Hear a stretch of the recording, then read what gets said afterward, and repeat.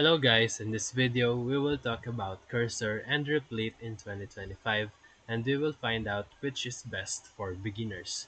So we will begin with Cursor. Cursor is an AI-powered code editor built on VS Code.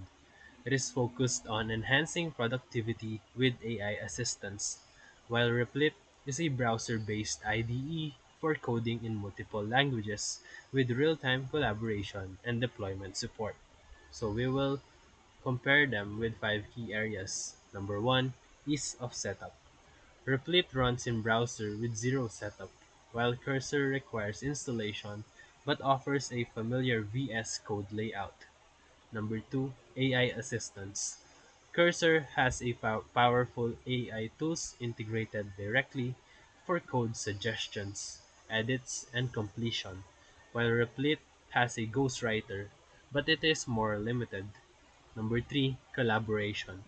Replit wins here with live multiplayer coding, while Cursor is more solo-oriented. Number four, learning curve. Beginners may find Replit easier due to its web interface and built-in tutorials.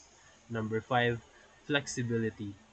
Cursor is greatly if you want a local first, AI-enhanced workflow, while Replit shines for browser-based learning and teamwork.